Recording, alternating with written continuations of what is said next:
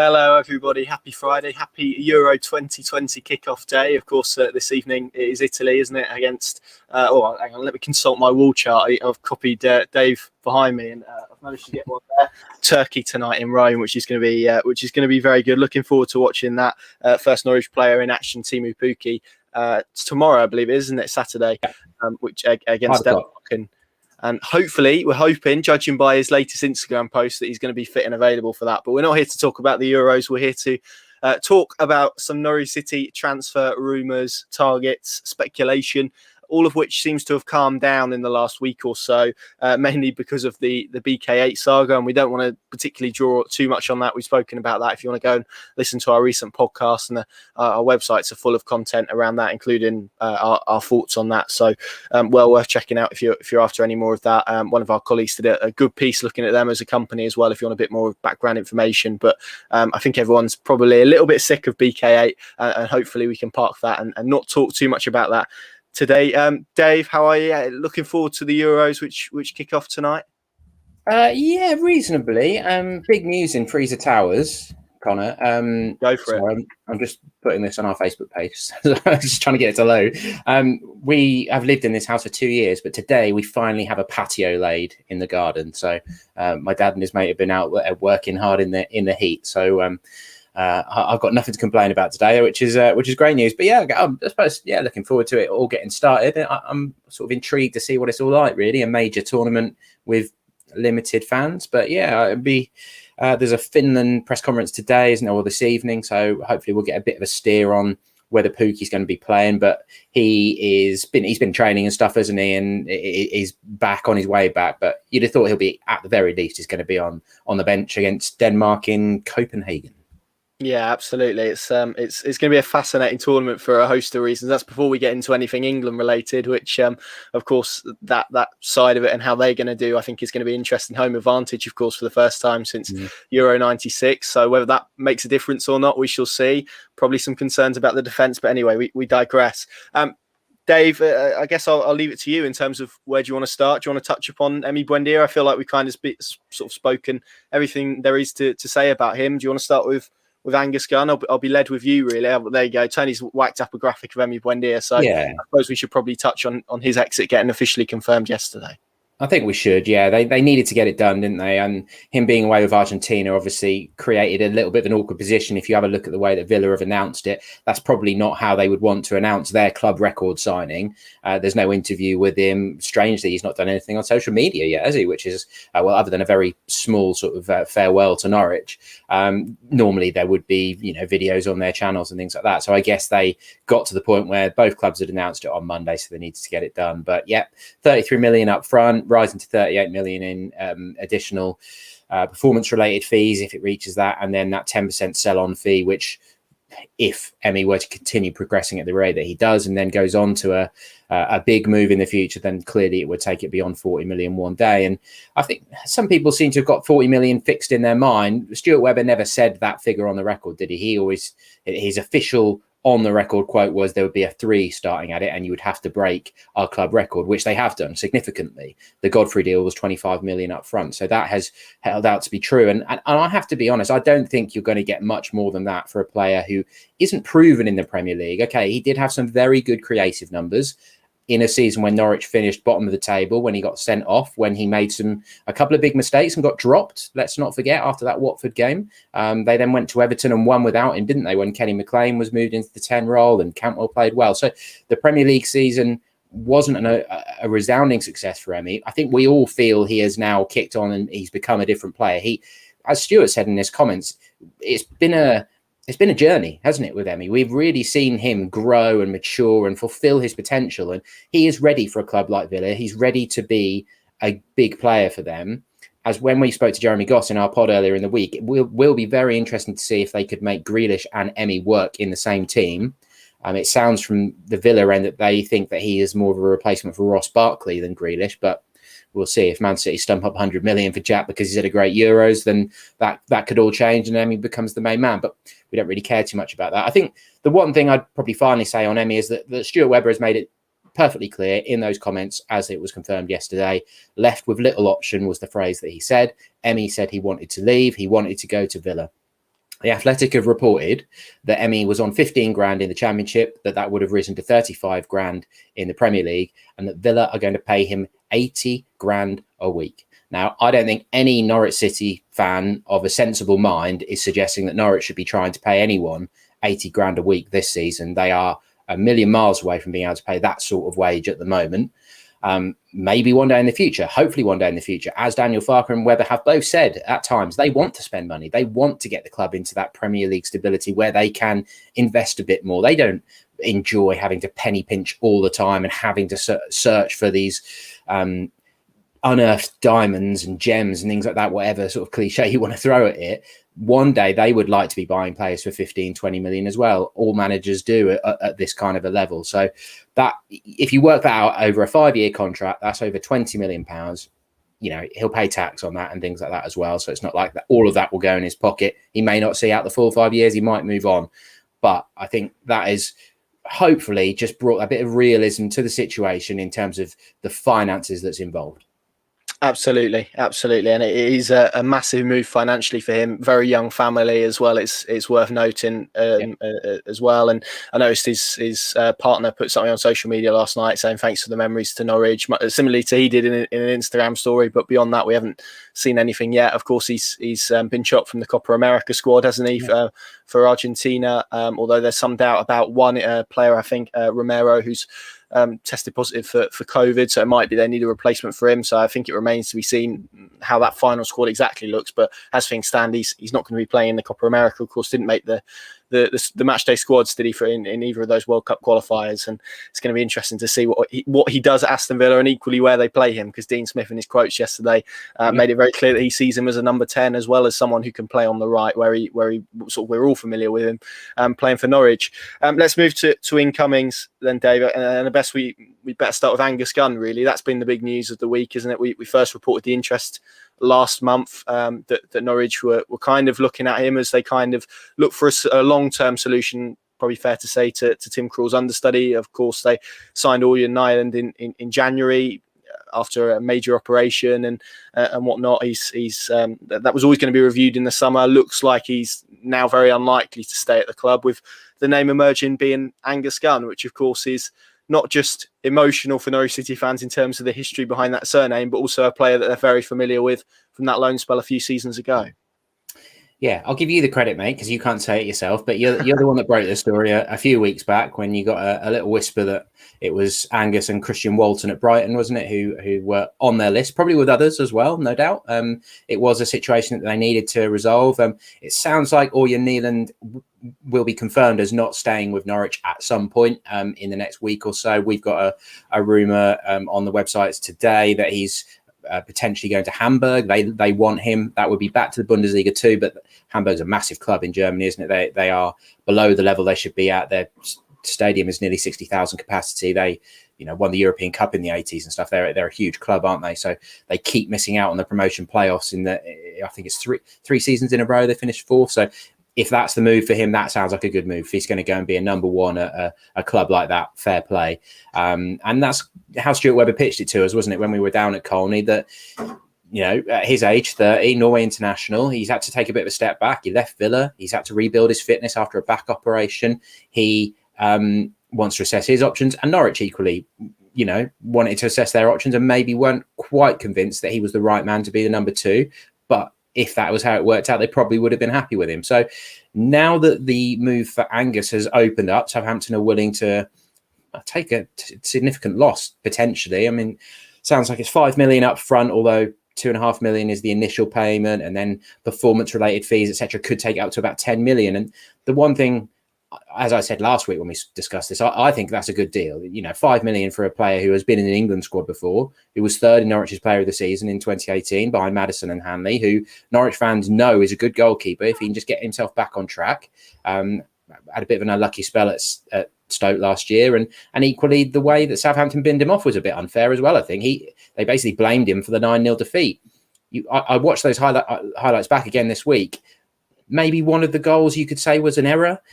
some of them he could have done better for. Obviously, he conceded 9 goals. Don't get me wrong. I'm not saying he was completely innocent in it, but it was a soaking wet night in driving rain, wasn't it? They had a man sent off at 1-0. So the way that Southampton have just ditched him seems a little bit harsh to me. So if that ever ends up getting towards 10 million, then that means Norwich will be established in the Premier League. Angus Gunn will be doing very well and probably be in an international setup again, whether that's England or Scotland, who knows now at this stage, because he's still got Scotland as an option for him, hasn't he? So if it ends up being 10 million, that's a good story. And then he will be brilliant value, you would imagine, if it ever reaches that. If not, Tim Krul's been a good number one, and hopefully Norwich have stayed up. I don't really see that it's a losing situation for Norwich. It seems like a sensible business. You know, he's a player that cares about the club, that's going to work hard, that knows how Daniel Farke wants to work. For me, if that's one they can get across the line, which hopefully they will, I think it's a really good bit of business. Yeah, and everything we've heard seems to indicate that maybe within the next week or so, that is one that they can drag across the line and most likely be their first senior signing of the summer. Of course, Kenny Coker arrived from Southend in the under-18, but not someone who's going to see any chance of first-team football at any point soon. A lot of the figures that I'm sure people have seen and questioned will have undoubtedly, I would imagine, come from the Southampton end as they're keen to maybe highlight the fee that they've got, whether that includes add-ons or doesn't, because if they're seen to be making a major loss, and certainly from our understanding it's 2.5 million initially, that's a major loss they made, depending on what fee you believe, probably around the £10 million loss on Angus in total, which is obviously drastic for any football club, particularly one like Southampton that sort of prides itself on getting good fees for players as they progress. So there we go. I think it is probably a bit more modest. And as you mentioned there, a lot of those figures will come from performance-based add-ons. How realistic they are at this stage, you don't know. But you mentioned if they all get triggered and we do see a deal in the end that goes up to £10 million, and that's going to be because Angus has done incredibly well in a Norwich shirt, which is something that we all hope to see if that deal does get across the line. And we've had an interesting comment on YouTube from Alex, who said, what's Gunn's incoming going to do to stump the progress of all the young keepers getting into the first team, like Daniel Barden, Ashton Oxborough, Archie Mayer? I suppose we could throw into that category as well. Do you think it will act as almost a roadblock for those young goalkeepers? I suppose now we need to see Dan Barden out on loan. Livingston has been mentioned, hasn't it, in the Scottish Premiership, which would be a fantastic move if he could get first team football. Oxborough is obviously returning from an injury. Of course, he was on trial at Southend with a view to a loan move when he got that injury, which was a shame. It scuppered his progress last season after a good year. Wasn't it? That's it, yeah. After a good loan at sort of National League South level, and Archie Mayer as well did well at Kings Lynn by all accounts. So how do you think Gunn's arrival will impact those young goalkeepers, because we know Norwich is so meticulous in terms of their sort of pathway planning? Yeah, I think this comes down to, we quite often get the question, don't we, who's the next academy player to break through? They're already in the squad at the moment. You've already got Mumba, Martin, Omar Deli. I mean, Max is still only 20, isn't he? Cantwell, Dan Barden has impressed. I think he really has impressed inside the club as well as obviously as outside the club. He seems like someone that could have a genuine chance of one day pushing to be a Norwich goalkeeper. In the Premier League, maybe not. We shall see. But it's about that production line continuing to produce, and if not, they're sold on for a profit, hopefully.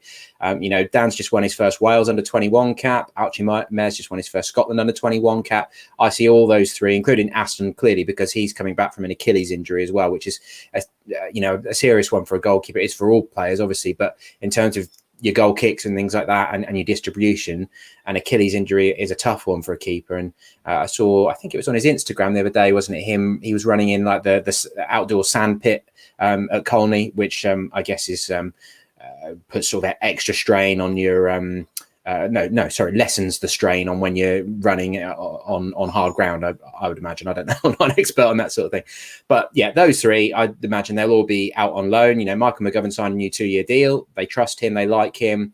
He is the third choice, essentially, isn't he? So I think, yeah, with it being promotion to the Premier League, the chances of any of those three being anywhere near the first team this year were pretty slim anyway. Yeah, and Ashton Oxborough was at Salford, as you mentioned, Dave, just to correct. I think I said Southend now. I was thinking about Kenny Coker. That's why. I obviously had Southend on the brain. But you're right. And Daniel Farke spoke about this, didn't he? I think early May when he said that Norwich, whatever happens, want a real solid three in terms of their Premier League option goalkeepers. Obviously, Tim Krul's the number one at the moment. I think that's fairly undisputed by the vast majority, if not all, Norwich fans. You've obviously got Michael McGovern, who's signed a new 2-year deal with extra coaching responsibilities and mentoring some of those young players, and no doubt he'll be pivotal as the majority of them, I imagine, head off on loans this season. And then it's just that 2 spot, isn't it, which Angus will be looking to come in. But equally, you can take the long-term perspective and say, well, Krul is 33. There will come a point naturally where maybe Gunn gets to a stage where he overtakes him, or there's a little bit of a drop-off from Krul, or as we spoke about last week, Krul could move elsewhere. All of these possibilities will come into Norwich's thinking. And actually, we could be sitting here in 2-3 years' time going, oh, it's 5 million for Angus Gunn. Wasn't that an absolute bargain at the time? So no doubt this will be, as Norwich like to do, with the mid and the long term in future as well, in terms of that goalkeeping position. 25 is still incredibly young. He could still feasibly have 10 years of his career ahead of him. Absolutely. And £5 million is nothing in Premier League terms. You know, as we said earlier, from what we understand, they're not paying 5 million in one chunk up front anyway. But even if it was, that's nothing for a Premier League player. Your standard Premier League transfer nowadays is about 15 million, something like that, isn't it? As I said earlier, this is a guy that Gareth Southgate thought was good enough to be in the England squad when Jack Butland got injured while he was on loan at Norwich, and he was on the bench for a game against Brazil at Wembley. So a bit like Ben Gibson, I suppose, potentially. And, you know, you think how much Norwich have paid for him. That's what, 8 million to make that permanent from Burnley when that'll be confirmed. That we expect that'll probably be the start of July when they actually properly confirm him in your new list, don't we? But yeah, we shall see. I think it ticks a lot of boxes. It could end up being that Tim Krul has another great season, Norwich stay up, and Angus doesn't get anywhere near it and he has to move on again. But it's always that little bit more difficult for goalkeepers, isn't it, in trying to find a number one position. It didn't work out for him at Stoke. He knows that he's trusted and liked here. And with a keeper, you know that, wrongly or rightly, because it's that weird dynamic, isn't it, that keepers are really close. They train together day in, day out. They push each other as hard as possible and support each other a lot. But if Tim Krul gets an injury, that potentially changes the course of Angus Gunn's career. As we saw with Ralph Fairman, who follows onto this nicely, doesn't it, in that he was strong, experienced competition, is a guy who played a fair bit in the Champions League and a lot in the Bundesliga. And whether Tim has ever admitted it or not, which I don't think he really has ever sort of agreed along those lines, that guy was there pushing him hard, wasn't it? And then was really unlucky when his chance came. He had that groin problem, didn't he? He tried to play so that he took his chance. And then he lasted 22 minutes or something at Palace, wasn't it? And he was injured and it all went wrong for him. So yeah, keepers is a little bit different to outfield. You sometimes have to take a little bit of a gamble and hope things pay off for you. Yeah, and Ralph Fairman didn't arrive at Norwich to be number 2 behind Tim Krul, did he? Particularly with that pedigree that you mentioned there. So hopefully a similar competitor, because at the moment there's probably an argument to say that Tim doesn't really have one at the moment, will help him push his level even further into the Premier League, closer to what we saw, as you mentioned, 2 seasons ago, where he was voted player of the season and was absolutely tremendous. Just finally on Angus then, Dave, is there an element of career revival here? Is that too strong after what happened at Southampton? You mentioned kind of how he's sort of cut out after that big loss to Leicester 9-0, horrendous. But I'm with you, really. I didn't think majorly it was his fault. He obviously did so well last time at Norwich, played every single league game, which pretty much earned him that move to Southampton. They definitely paid in excess of 10 million, probably between 10 and 15, depending on which source you want to cite. There is a very talented goalkeeper in there. Clearly, it hasn't happened for him in the last year or so, since that defeat, really. Is there an element of what we've seen before with Norwich signings, of them picking someone up at a fairly low ebb in their career and transforming them back up? Can you kind of see that again? Yeah, I think that's a reasonable point. It is probably, I described it as him being at a crossroads rather than having to sort of rebuild his career. I think he's at a delicate point. But as you said a little while ago, he's 25. He's still pretty young for a goalkeeper. He's still got a decent bit of experience at this point at a good level. You know, how many get 15, 18, under 21 caps or something like that. Up until he was knocked out of things at Southampton, Ralph Hasenhüttl had come in and he liked what he saw. The distribution side of things meant that he dropped Alex McCarthy, made Angus Gunn his number 1 quite quickly. So this is a guy with Premier League potential. This is a guy that Pep Guardiola gave a long-term contract to in his first season at Manchester City, and saw him as good enough to be on the bench in the Premier League and the Champions League for quite a few games in his first season in England. So yes, there's definitely untapped potential, I think, there, and that's always something Norwich are going to be looking to do. And as I wrote in a piece earlier this week, I think with Krul as well, if you look at next summer, Krul's 33 now. If he keeps Norwich up, and he's played for Holland at the Euros, there's a very good chance that he's going to have suitors. I think all Norwich fans would say that Tim would be a brilliant number 2 for one of the big boys, for Man United or Chelsea or whoever, when they are looking for, even more to the extreme of what we're talking about here. They really want strong cover as their number 2, because potentially their number 2 plays more cup games, and when things get busy, they come in more often, don't they?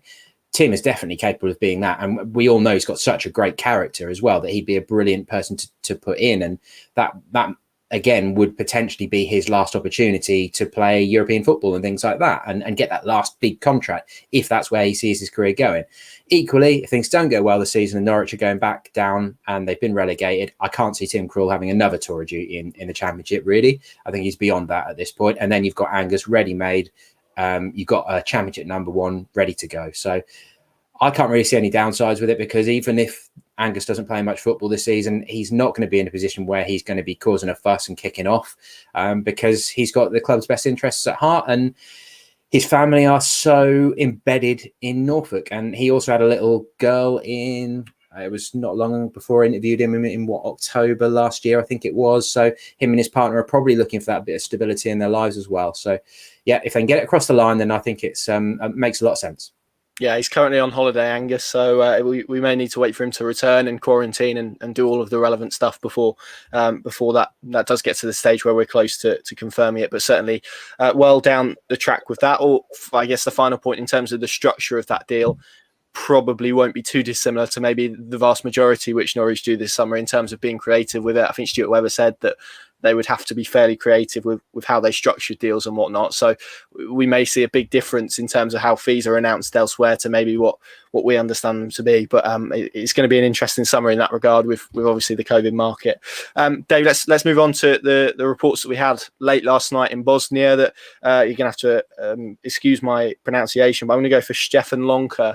Was pretty much Bosnia media basically saying that he was going to become a Norwich player.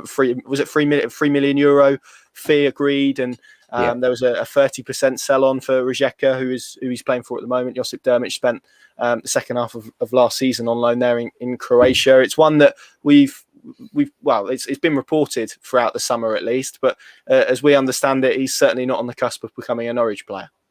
No, this was different in terms of a lot of the transfer rumours and stuff that we end up picking up and try and put into our context and give our verdict to things like that. They don't usually say he is signing, that he's in talks. He's going to be signing by the end of June, as this story had put it. And it's a Bosnian outlet called Sport.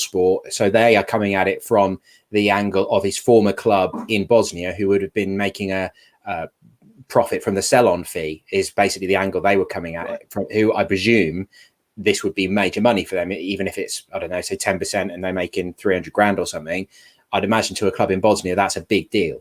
So that's where they were coming at it from. And they were basically saying that Norwich are signing him.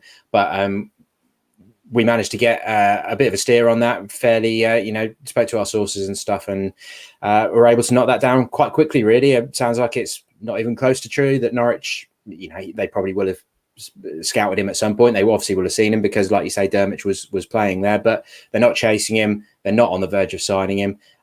He does fit the sort of profile of what we're maybe thinking Norwich are going to be looking at. He's a Bosnia international. He's somebody who would probably just about get a work permit, although it's difficult to say exactly at the moment, isn't it? We're all sort of waiting to see if those rules will be tweaked and stuff over the summer. But I think he would have just about got over the 15 points. But he's been playing in the Europa League. They finished third in Croatia and things like that. So, but no, the report was wrong. We managed to knock it down quite quickly. And as far as we understand it, Stefan Loncar is staying at Rijeka.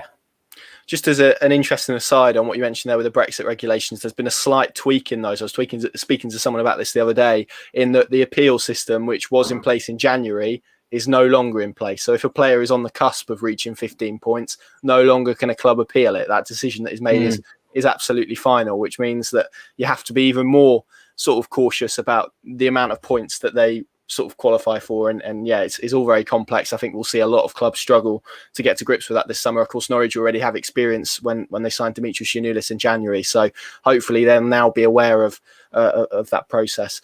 Just on the minefield, isn't it? Because like we saw one this week, didn't we? Pedro de la Vega, who's playing for Lanús in Argentina. That's one as well that we, from what we understand, isn't something that Norwich are actively pursuing at the moment. It was suggested that he was a potential Emi Buendia replacement, wasn't it? But, you know, then we're digging into, is he going to qualify for the work permit? He's, you know, played for Argentina at under 20 level. He's playing in the Copa Sudamerica, so that's their equivalent of the Europa League. He's playing top flight football in Argentina. He's someone who looked like he comfortably made the 15 points. But every time, basically, that we're talking about somebody who isn't already qualified to play in Britain, then we've got to go digging into these regulations to try and work out whether they're going to get it.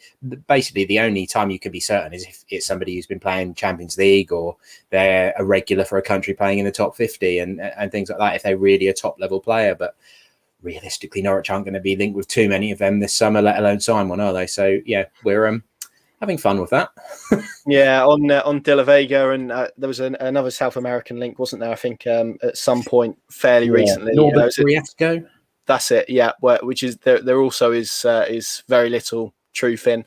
It's worth adding that a lot of South America will be aware of two things. One, that Norwich have done a lot of work in that region in the last 3 or 4 years because of Brexit, and because of that they try to get ahead of people, so they've done a lot of work in that market. But equally, South American media more than anyone and agents at the moment will be aware that Norwich City have just sold an Argentinian creative midfielder for a significant chunk of money. So naturally it's a natural link to make, isn't it, that they would look for a similar player in a similar region.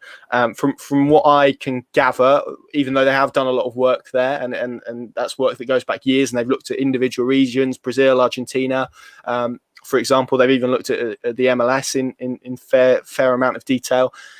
Because of the Brexit regulations, of course, that is a door, South America, that is now open, but obviously the COVID restrictions almost closes it again, because it's all very well and good having an interest in a player and a player statistically coming up on a radar, but then you've got to go out and look at them in the flesh, which obviously at the moment they're not being able to do. And £7 million was the De La Vega figure that was reported.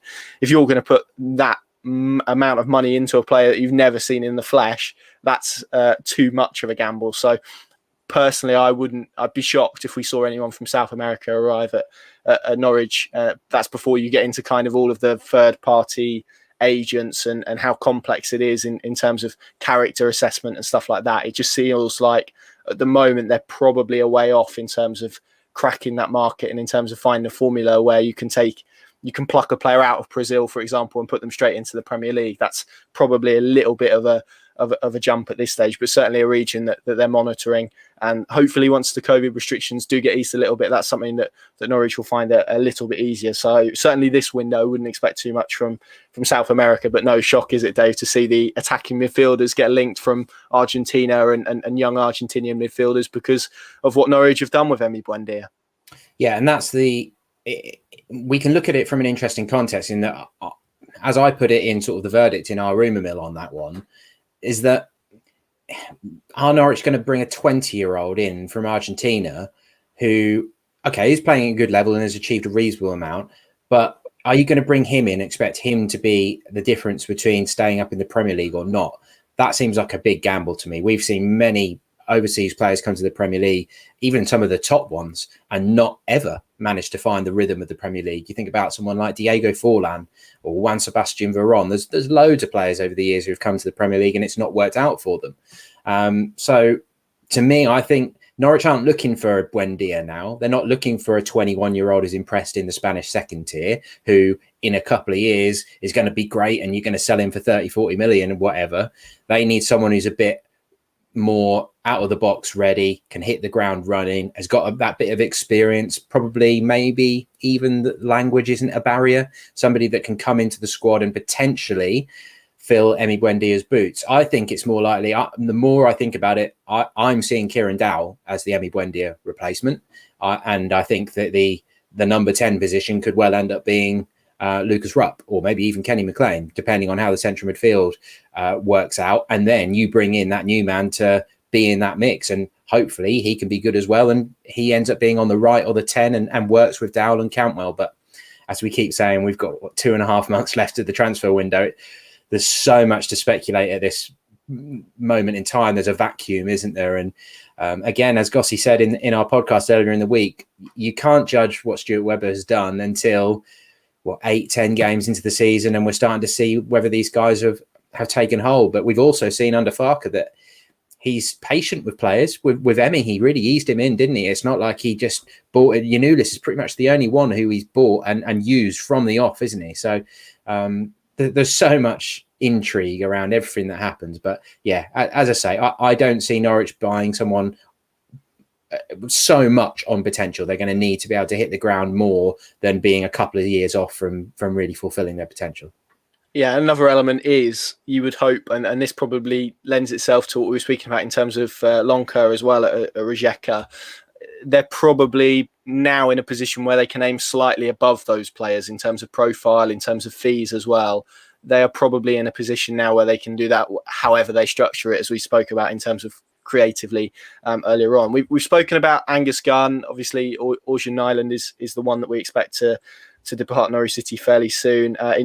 See lots of comments coming through in terms of incomings and any that are particularly imminent beyond Gunn and obviously the young Peterborough midfielder Flynn Clark, which has kind of been reported. We spoke about that last week. It doesn't seem like as things stand here at 1:30 on a Friday afternoon that there's anything particularly imminent. There's plenty going on in the background, and of course the nature of transfer windows are that things can progress very quickly. So not an impossibility, but we're not expecting anything, let's say, in the next few days, are we, Dave? Not as things stand, but yeah, I always remember the Saturday when Teemu Pukki arrived. It was actually Paddy's wedding day. And obviously Paddy was out of action, so somebody had to spring into selfish action. Really of Paddy, isn't it? It was. And then if I remember it rightly, me and Michael went to the reception. Michael might have already been there. No, I took Michael with me. So, but anyway, Paddy was out of action, so I sprang into action. And honestly, when he arrived, I'd not really heard of Teemu Pukki at all. Like I recognised the name from his Celtic days, but then when I saw he had 60 caps for Finland or whatever it was at the time, I was like, well, I probably should know who this guy is. He's played for Schalke and stuff. So that's the thing that reminds me of this time of year. Now that the transfer window is open, things can happen very quickly. Angus, for instance, he gets back from holiday. They get it all agreed, signed and sealed. They might be able to get that one over the line sooner than we're expecting.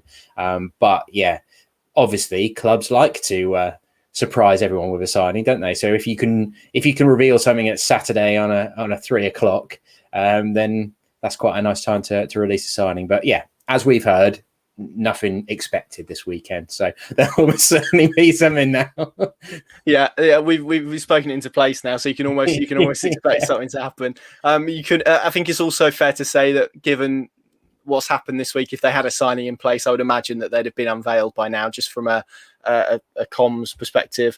Someone has just tweeted me actually to say that the FA have changed that rule in terms of appeals of work permits. So just to qualify that is now in the guidance that was issued on the 4th of June. Fair to say that the person that told me that, I think, told me that a couple of months ago. So the advice has obviously changed. I don't know if the clubs have changed it or how that works, but the appeal element is still in place. So there you go, just to clarify.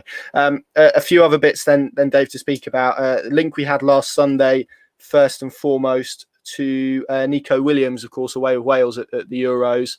Liverpool youngster, was linked with Norwich as a fullback option, wasn't he? Just talk to us a little bit about this one and kind of what you make of it, because it feels to me a lot of it, and we've had Jayden Bogle a couple of weeks ago, it feels like contingency planning if Max Aarons was ever to depart the club this summer.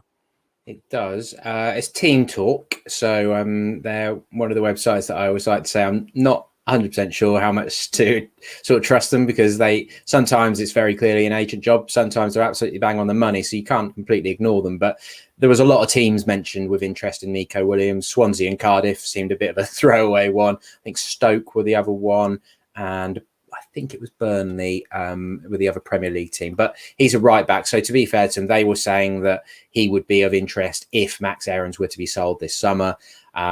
We shall see how that one evolves. That will, I think, with Max, there is an Emmy element to it that Norwich now don't need to sell at all. They already didn't need to sell, but they can be even stronger in negotiations now, can't they? That bid for Max has got to be big, and it's got to be the situation where Max says, I really want that. Because if Norwich can try and keep hold of him until January at this point, at least, then they probably will, won't they? But if one of those big clubs that has been linked, and there's been a lot of them, Bayern Munich, PSG, Inter Milan, everyone basically.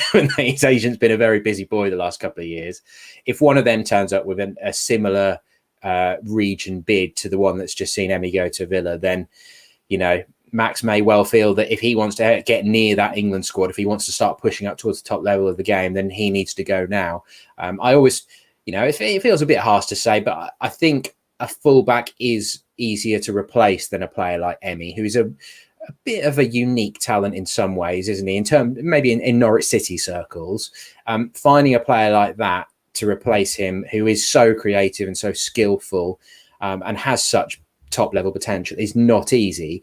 Whereas maybe you wouldn't be able to find someone as good as Max immediately, but you should be able to find a pretty sound right back who can do you a job, who's got decent experience, who's maybe got a bit more physicality, who can come in and be a safe pair of hands at right back. But we'll see. Might be proved to be wrong in that belief. But yeah, Nico Williams, that basically they were saying that he would be one who's on the Norwich list if Max were to go this summer. And I guess finally, before we get to some of the questions we've had from all our viewers, and of course, if you've got any more, then get them in. We'll try and get through them. We'll probably be with you for another 10, 15 minutes or so. Ollie Skipp, who of course raised a lot of excitement when he was pictured in Norwich a week or so ago, feels like a long time ago now after this week. Turns out I think he was just getting his car back after some repairs or something like that. I think that's what we've established. Certainly not expecting that to move before Spurs appoint a new manager. Looks like it's going to be Paulo Fonseca, who of course was at Shakhtar Donetsk and recently left Roma, which Jose Mourinho has now stepped into. So get the impression that given they were linked with Antonio Conte and Mauricio Pochettino, maybe not the sexy appointment, so to speak, but it's going to be interesting to see how he does. It seems like he's been appointed on the basis of trying to improve the young players they've got, which lends into a report that emerged from the Telegraph, Dave, that you did a little bit about on earlier the week. Yeah, they're appointing a sporting director who used to be at Italy, aren't they? At Juventus in Italy, sorry. So you've got that link there. Fonseca's the one who wore the Zorro mask in the Shakhtar Donetsk press conference once, wasn't he? So he's a bit of a character. But the Telegraph report followed on from some of the reports about Conte, that one of the issues that broke down between Conte and Daniel Levy, the Tottenham chairman, was that he wouldn't commit to bringing through the young academy products. Now, for Spurs, obviously they have a very high profile academy success in the England captain, who's probably going to go for 150 million or something stupid this summer, isn't he? And has pretty much made clear that he wants to leave. Been a brilliant servant for Spurs, but they're not even in they're in the Europa Conference League, aren't they? So Harry Kane shouldn't be playing at that level. He should be in the Champions League, no doubt about it. But the Telegraph report said Ollie Skipp and Ryan Sessegnon, who also plays for England, are 21s. He's a player they bought from Fulham for a lot of money as well, isn't he? One Championship Player of the Season. Was that the year Norwich got promoted? First time under Farker, I think. And that Levy thinks that they spend so much money on their academy that they need to have more academy presence in their first team. They basically had Harry Winks on the fringes this year, and Mourinho basically bombed him out a bit, didn't he? And Yaphet Tenganga as well, who was restricted by injuries, to be fair. So Fonseca is apparently happier to push through the youth players, and that's where Skipp comes in. But those photos that circulated of Skipp in Norwich, that could be anything, couldn't it? He could have been, that might have been where he was living when he was with Norwich and he's collecting his possessions. He might have been visiting a friend. He might have been looking at a property that he's going to buy to rent out. It means nothing, does it? It's just Ollie Skipp was spotted in Norwich, which is where he's lived for the last year. So, at the moment, as was in those photos, if they are accurate, which we have no real way of knowing when they were taken or anything, he was still wearing the boot on his ankle. Tottenham had said that he was due to be fit during pre-season. So until their manager is in place and until we know that he's fit, then we can't say anything for certain, because he might go into pre-season and then Fonseca just doesn't fancy him as a player, doesn't see him as fitting his system. And then, of course, we know full well that Stuart Webber will be in their ear probably most weeks saying, what's going on with Ollie? What's going on with Ollie? Because even if it comes to the right at the end of the transfer window, we know Stuart doesn't like doing deadline day business, but if they can get Ollie Skipp back on another season-long loan, they will do whatever it takes to get Ollie Skipp back on a season-long loan. Absolutely. I'll be honest, Dave, I didn't have the pictures of a potential signing spotted in Norwich that early in the transfer window. I wasn't expecting that at that stage. Usually, yeah, exactly. Spotted in Morrison's. Usually we get deeper into July before we get one of those. So that was a nice joy. I think it was a Sunday, wasn't it, that emerged as well. So that was good. Let's go over to some of your comments now. I think we've basically spoken through all of the rumours in the last week or so. So we may touch upon some of the points. But if there's any direct questions saying, are Norwich in for X? And we've already mentioned them, then we'll probably skip past them. We'll start with Dave on YouTube, who said, hi there, would Conor Hourihane be a suitable target? He's been successful against us in the past, just left Aston Villa, hasn't he? I think he's or he's still at Villa, but will be available this summer. Probably not one that you'd look at as being a Premier League player now, I don't think, being a solid servant, but would imagine that he would end up back in the Championship. Be shocked if he didn't end up back at Swansea, to be honest. Conor Hourihane, Dave, anything to sort of add on him? I think he's a decent player, certainly a good Championship player, but I agree. I think he's not quite Premier League standard. Certainly, if you took his set pieces out of it, I don't think he is. He sort of reminds me of Harry Wilson a little bit in that regard. If those two didn't have the set piece threat that they did, is their general play good enough to be in a Daniel Farke team? I'm not convinced. I mean, he'd be a decent addition to the squad, but at his age, I don't see it for Norwich, no. Cool. Someone's asking where you got your wall chart from, Dave. So this is an opportunity for you to that plug them. That was World Soccer, I think. Yeah, World Soccer. Sorry, I just knocked my desk over. Other wall charts are available. So that's you stayed loyal, haven't you? That's an EDP one. I have. Yeah, that came out of the EDP yesterday, I think. So that's gone up on what was a very bare wardrobe. So we'll see how long it lasts. Let's see what else we've got here. Callum Howard on YouTube said, could we have some background on, you're going to make me pronounce it again. I haven't got my phonetic spelling this week. Adebayo, and I thought it was decent for first try. I'm not going to try that again. And Armstrong, heard we're pursuing but not familiar with them. Tossin is at Fulham, isn't he? Central defender, was at Manchester City, been on loan at Blackburn. Adam Armstrong was fairly prolific in the Championship, formerly at Newcastle, but done pretty well at Blackburn as well. Both are players that are on Norwich's list. Of course, these lists will be long, extensive. They'll contain players from different countries and different leagues, different values, and they'll kind of work through them and find deals that fit. So whereabouts they're placed on the list is probably up for debate. Certainly with Adam Armstrong, I don't think that's one that will happen until probably the latter stages of the window. But two players with domestic pedigree, so probably no shock that then their sort of Norwich's interest have come out, particularly given one's been relegated and one's maybe looking to take up the step to the Premier League. So any more to add on either of those, Dave, in terms of Norwich City's pursuit of them or any kind of background info on them that maybe people wouldn't know? I'm trying to remember who the other Premier League clubs were linked. Was it Arsenal and West Ham with Adebayo? Yeah, who apparently has a £10 million release clause. Yeah. I've seen sort of reported in some places this week. So they're similar in ways, aren't they? I think they're both players that Norwich would like if the finances work. But as you say, it might not be until later in the window that they become available because other teams haven't stumped up the money. So if Norwich end up being the biggest fish in the pond that are bidding for Armstrong, then they might have a decent chance of doing it. We now know they've got more money to play with. They might end up with even more money to play with if they make another sale. Then I think most Norwich fans are in agreement that he'd be a really good addition. He's someone that's ready for the Premier League. 28 goals, wasn't it, in the Championship last year? Can play out wide as well. He's someone who, almost like Angus Gunn, could be a long-term successor to Krul. Armstrong could be a long-term successor to Pukki. So they both make a lot of sense, but you then, if you take it round to the other side of things, does Stuart Webber want to wait? He's got to really want those players, and Daniel Farke, of course, as well, has got to really want those players to wait for them. Whereas I think with the way things are shaping up, and maybe there's a bit of a PR game to be played there as well. There's not too much patience around at the moment, is that they need some bodies in the building, but Stuart isn't going to rush them through, is he, just to appease the fans who are getting itchy feet.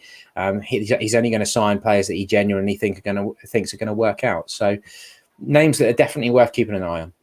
Yeah, Absolutely, and worth noting in Webber's quotes yesterday after Buendia's sale, he said that they can now push on with their transfer business. So I would imagine in the next few weeks at least we'll see probably a few arrive through the door. James Robinson is inquiring about Paddy. He says he signed for Aston Villa too. Not seen him for a while. He's had a couple of weeks off on annual leave. He'll be back next week. James, he's definitely not with his Coventry connections. Definitely not gone to Villa. I can assure you of that. Let's see what else we've got here in terms of the comments. Keith Shaw said, any news on Aya? Sort of as you were, really. We brought you those quotes last week in terms of him from the Norwegian camp saying that his intention is to leave Celtic this summer. No doubt that will be sort of advice from his agent in terms of putting himself out there. Lots of clubs interested, depending on what you believe, from Bayer Leverkusen to AC Milan, although it seems they've now dropped their interest because they've signed Tomori. So again, maybe one where Norwich have to time their run to an extent, as we've just been speaking about. It's an interesting one from Craig Brooks on YouTube, who said, what's happening with Louis Thompson? Does he have a future? Because when he did play, he looked class. And also Sam Byram. Byram is one that we're hopefully expecting to be fit for the start of pre-season, which would be a massive boost and would probably mean that Norwich don't need to sign an additional left-back option to Dimitris Giannoulis, and will obviously allow them to put Sam McCallum back out on loan, which is certainly the attention at the moment. He spent last season with MK Dons. Doesn't look like at this point that his Norwich career is kind of fixable. I wonder whether it will be about maybe sorting out his future this summer with a permanent move. What do you think, Dave? Yeah, probably. I mean, as things stand, given that Kenny McLean might not even be fit for the start of pre-season, although he's going to be on the Beeb, isn't he? He's been signed up as a pundit for the Scotland games. They haven't made it totally clear, but I think he'll be in the TV studio for their game on Monday when they play Czech Republic. But they have got it on 5 Live as well. So whether he's going to be on the radio commentary or TV, it's not quite clear. But yeah, keep an eye out for that. But we don't know if he'll be fit. We presume Ruck will, but he missed the end of the season with that hamstring problem, didn't he? And it was something that they needed to go back to a specialist and get assessed. It's something that they were concerned about. So that just leaves Jacob Sorensen. So as things stand, you probably need Melvin City, Daniel Adshead, and Louis Thompson in the pre-season mix. But hopefully by in a month's time, when they're starting to think about games, they will have some fresh options, because central midfield is clearly a bit of a concern at the moment with Teti, Vrancic and Skip all gone. So it will be interesting to see how that develops. But from everything we've heard, Louis Thompson's not going to be coming back into it. It looks more likely that at the least it will be a loan, because they gave him a new contract, didn't they? I think he's under contract until 2023, if I'm remembering that correctly. And that happened when he was getting into the team, wasn't it, in the start of 2018-19? Because Daniel Farker likes him as a player, doesn't he? He likes his ability and his attitude. And then he did his shoulder against Villa, and then he did his Achilles. And we don't need to go over all of Louis' injury problems, because you just got to feel sorry for the poor chap. I mean, it's a bit like Matt Jarvis. It got to that point where he's just constantly getting problems, and you feel sorry for him. But you would have thought it's more likely if you could let him go to MK Dons permanently, and he's happy to do that, and he can get a new contract there, or someone like MK Dons. That would seem more likely at this stage, I'd have thought. Yeah, absolutely. Someone's asked about Josh Martin and Pacheco. I think we've spoken about those two before in terms of loans and maybe even open to permanent options if the right one came about. Mateus Pereira, who was a name that dominated our Q&A on Monday, from if memory serves. Not really sure where those reports have surfaced, but not a player that is on Norwich City's radar at this moment in time. Well, he can't be, can he? He's just too expensive. I don't know where the links have come from. He scored 11 goals in the Premier League this season and 7 assists. He's West Brom's best player. He's got to be worth similar value to Buendia. So I don't really understand why anyone's talking about him. He's not a realistic option for Norwich at all. Of course, they'd have him if they could afford him. But I just don't know where it's come from, really. Yeah, absolutely. Joe Hinchcliffe on YouTube has said, afternoon, lads. Apologies if this has been discussed already. I only just tuned in. I don't think it has, Joe, so I think you're fine. Do you think there is any chance of a formation / style change, something more synonymous with staying up? I think it's clear, isn't it, that Norwich are looking for physical players. Well, maybe not physical in terms of big and tall and strong and stuff like that, but players who are workmanlike. They can run hard and fast. They've obviously got this new bit of kit that allows them to analyse potential new signings in terms of their physical data. So that's going to be key to ensure in terms of signing players that have the athleticism to cope with the Premier League. It's not just about sheer size. We're not going to see Norwich sign a load of 6'3" players and become Stoke under Tony Pulis from over a decade ago or whatever. But maybe stylistically, we will see them become a little bit more physical and a little bit more workmanlike. I think that's probably fair to say. But in terms of fundamentally in the way that Daniel Farke likes to play, and we've all seen that for the last 3 or 4 years that he's been here, they will stay the same, won't they? It will just be whether Norwich defensively solidify themselves, I suppose, with the new guys that they bring in. Yeah, I mean, how many times have we talked about this over the years, whether they'll use 3 at the back? We even talked about it last summer, didn't we? When will they go to a 3 at the back as they stabilise in the Championship? And they didn't. That is Daniel Farke's plan A, isn't it? And he has stuck with it the vast majority of the time. He did play 3 at the back sometimes in the first season, didn't he, with Zimmerman, Hanley and Closer, but he always seemed to not like the way that it limited your attacking threat. One thing that we probably can add to what we were saying on Buendia earlier is that they are probably going to notice that defensive side of his game being a big miss for them as well. You think how tenacious he was and how hard he worked to win the ball further up the pitch. So if Kieran Dowell was to be that answer on the right, that's one side of the game that he would have to step up quite a bit, wouldn't he? Whoever comes in has got to sort of take on that defensive mantle as well. But I mean, me personally, I think that 3 at the back should be more of an option. It should be something that you can switch to mid-game if you're winning 1-0 at Burnley or whatever, and you need to see out the game for the last 15 minutes. It should be something that's a bit more in place. And Daniel does do that occasionally. We've seen him move Max Aarons to left wing back at times, and even Onel Hernandez play wing back, haven't we? So, but where we sit with it, I think we're all expecting and think that they should be bringing in another centre-back just because of the injury issues for Gibson, Hanley and Zimmerman in the past. Omobamidele is going to be in the mix as well nowadays, isn't he? Because he's really impressed them, and there may be a loan at some point in his future, but we're not expecting it to be during this window necessarily. So, yeah, if you had a new man, say that you spent decent money on, and then you've got Gibson, Hanley and Zimmerman with Omobamidele, then you've got the option to play 3 at the back if needs be, haven't you? But we've talked about it a lot, and Daniel Farke just carries on playing 4-2-3-1.